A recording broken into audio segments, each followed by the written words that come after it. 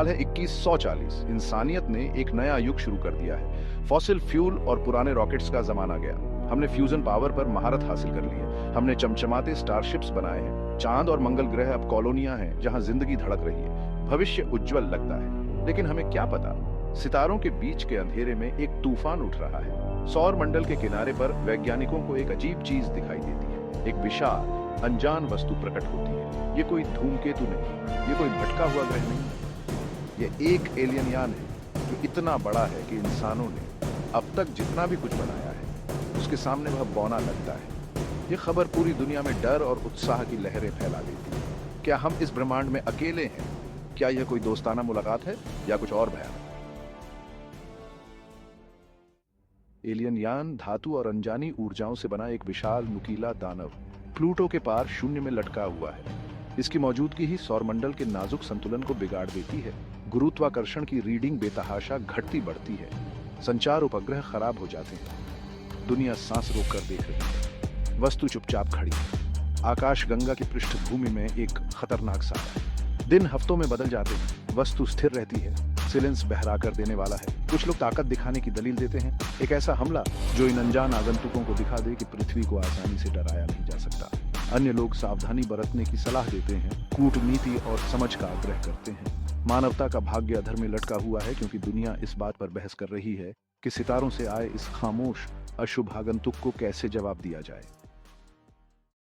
फैसला लिया जाता है। पृथ्वी शांति का हाथ बढ़ाएगी।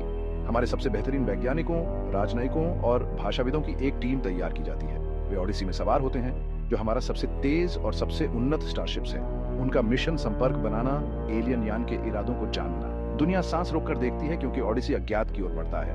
ओडिसी एलियन यान तक पहुंचता है। वे एक संदेश प्रसारित करते हैं, कई भाषाओं में एक साधारण अभिवादन, साथ में बुनियादी गणितीय सिद्धांत, एक सार्वभौमिक भाषा। कोई प्रतिक्रिया नहीं है।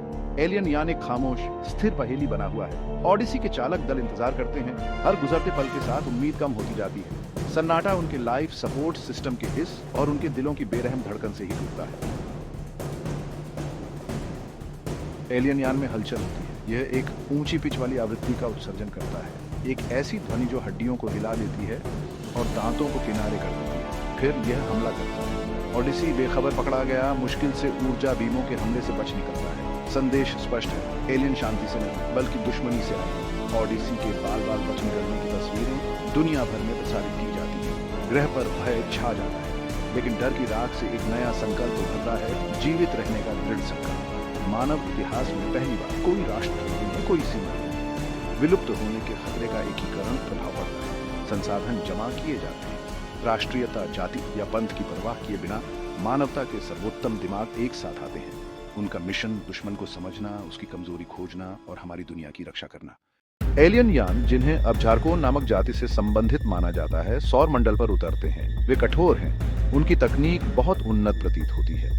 वे मंगल ग्रह पर हमारी चौकियों को उजाड़ देते हैं, हमारे कक्षीय सुरक्षा को पंगु बना देते हैं और यहाँ तक कि चंद्रमा की कॉलोनियों पर भी बमबारी करते हैं। पृथ्वी भी नहीं बख्शी जाती। बड़े बड़े शहर मलबे में तब्दील हो जाते हैं। झारकोन क्रूर और कुशल हैं। उनके हथियार वैसे नहीं हैं जैसे हमने पहले कभी देखा है। वे भौतिकी के नियमों का उल्लंघन करते प्रतीत होते हैं, जैसा कि हम उन्हें समझते हैं। पारंपरिक हथियार उनकी ढाल के खिलाफ बेकार हैं। हम हार के कगार पर हैं, लेकिन मानवता उम्मीद नहीं छोड़ती। हम उस दृढ़ता और सरलता से लड़ते हैं जो हमारी प्रजातियों की शुरुआत से ही हमारी पहचान रही है।